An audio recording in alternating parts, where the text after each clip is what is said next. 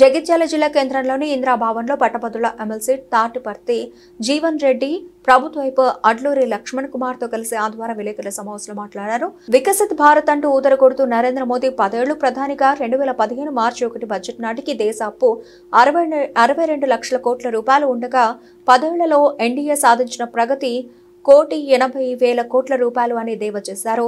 కేంద్ర బడ్జెట్లో తెలంగాణ రాష్ట్రానికి నిధుల కేటాయింపుల్లో వివక్షపై జగిత్యాల జిల్లా కేంద్రంలో ఫిబ్రవరి 3న నిరసన కార్యక్రమం చేపడుతున్నామని జిల్లాలోని కాంగ్రెస్ కార్యకర్తలు నాయకులు తరలి రావాలని పిలుపునిచ్చారు.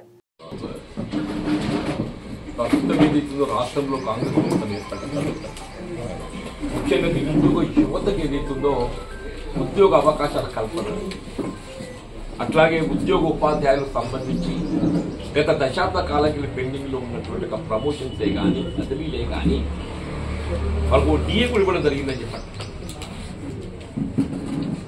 నిరుద్యోగ యువతకు ఏదైతుందో ఒక విధమైనటువంటి ఒక హోప్ ఇవ్వడం జరిగింది. వీళ్ళు కేవలం సంవత్సర కాలంలో 56,000 ఉద్యోగాలు భర్తీ చేసింది. నేను మొన్న హిందూలో ఒక ప్రకటన చూశాను. పంజాబ్ గవర్నమెంట్ ఏదైతుందో 3 సంవత్సరాల కాలంలో 50,000 ఉద్యోగాలు భర్తీ చేస్తారని చెప్పారు ప్రకటించుకో పంజాబ్ గవర్నమెంట్.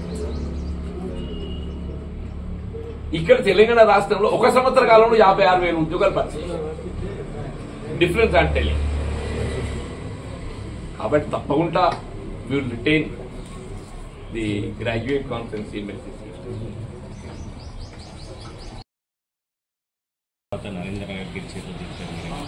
ఇప్పుడు ఏదైనా పార్టీ ఏ నిర్ణయం తీసుకున్న ఏదైతుందో పరిస్థితులకు అనుగుణంగా నిర్ణయం తీసుకోవడం జరుగుతుంది. ఏ నిర్ణయం తీసుకున్న ఏదైతుందో అందరూ కూడా దాన్ని సమర్థించాల్సి.